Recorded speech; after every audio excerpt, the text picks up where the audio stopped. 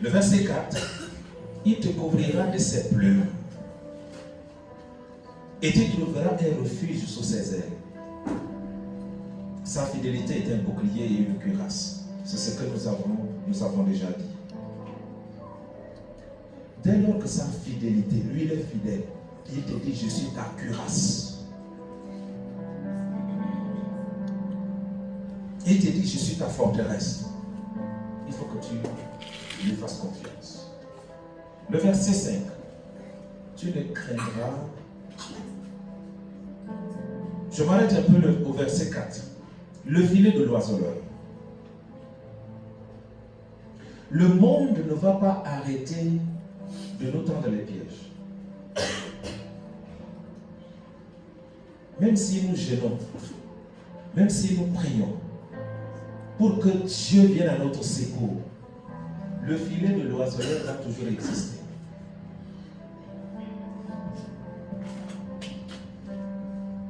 Le filet de l'oiseleur va toujours exister.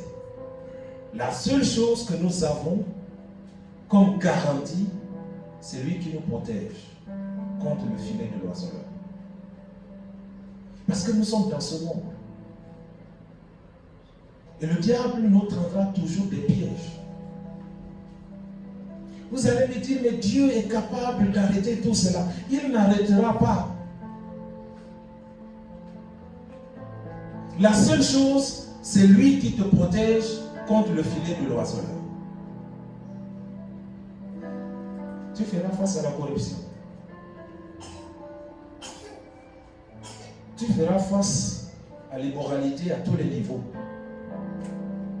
Tu viendras à l'hôpital, celui qui est chargé de te soigner va voler tes médicaments. Toujours. Peut-être on utilisera les produits périmés au labo pour tester et te donner un faux résultat. Ça va toujours exister. Le détournement va toujours se passer. Tu rencontreras toujours les escrocs sur le chemin. Les voleurs se trouveront toujours au marché.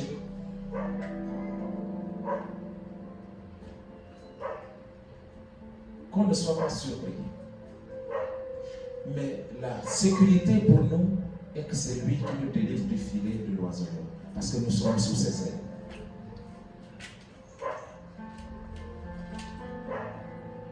Et si nous quittons ses ailes, nous ne sommes plus dans sa maison. Si nous quittons ses ailes, nous ne sommes plus sous sa protection.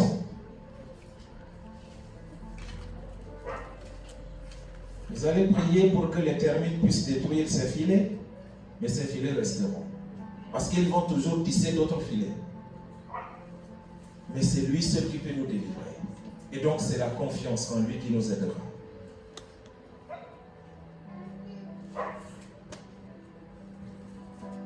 Le verset 5. Tu ne craindras ni les terreurs de la nuit, ni la flèche qui vole de jour, ni la peste qui marche dans les ténèbres, ni la contagion qui frappe en plein midi. Nous devons bannir la peur.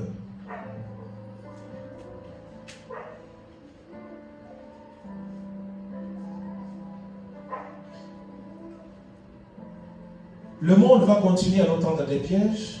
Le filet existe. Les maladies existeront. Les flèches de l'ennemi vont continuer toujours à voler. On va toujours avoir les vampires. On va toujours avoir les sorciers. On va toujours avoir des gens qui vont être là. Mais si nous avons peur, nous ouvrons les portes à l'ennemi d'accéder à notre vie.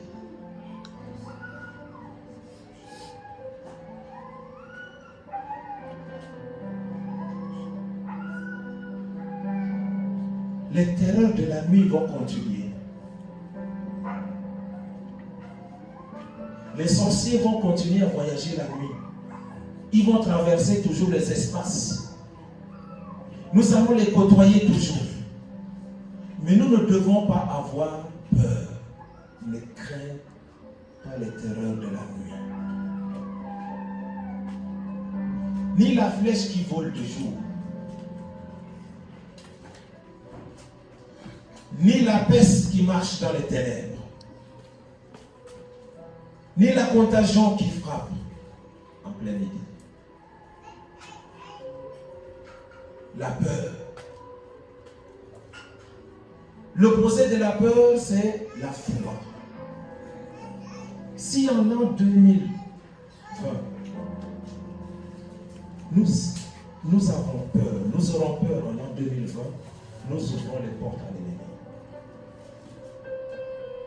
Tous ceux qui ont marché dans la foi et qui ont tenu, ce sont des gens qui n'ont pas eu peur dans leur marche.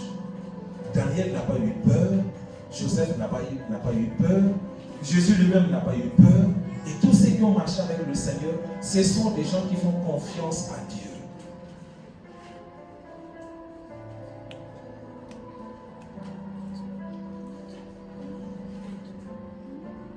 La peur nous entraîneront loin de Dieu. La peur détruit même notre système de protection, d'immunité.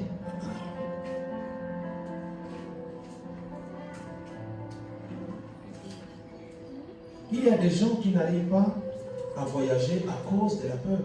Il y a des gens qui ne peuvent pas monter dans l'avion à cause de la peur.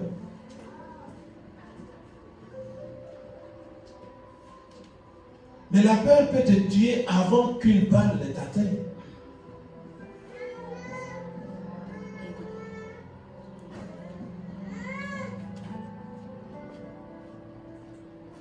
Je ne sais pas.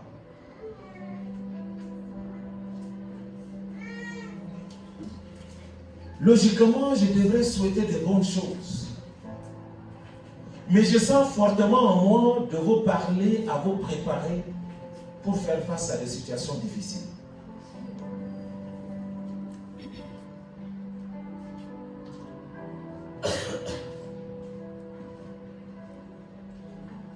Et si nous avons peur, nous serons mangés par les ennemis.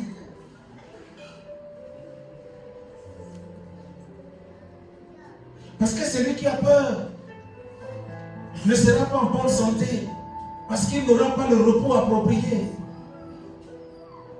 Mais lorsque tu es sûr que tu demeures sous l'abri du Très-Haut,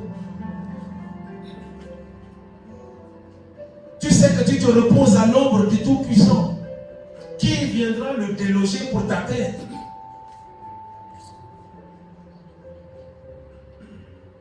Et tu sais que c'est lui qui assure ta sécurité.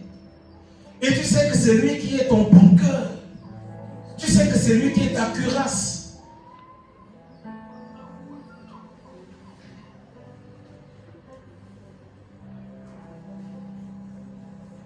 Celui qui n'est pas conscient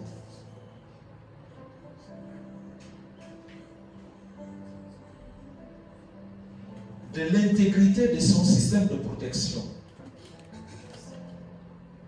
ne va pas accepter de vivre dans l'endroit où il est supposé être en sécurité.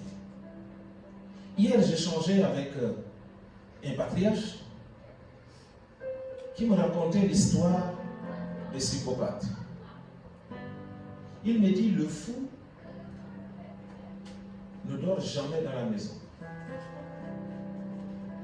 Quand tu donnes une maison à un fou, il estime que la maison est une prison. Donc il préfère être en liberté dehors.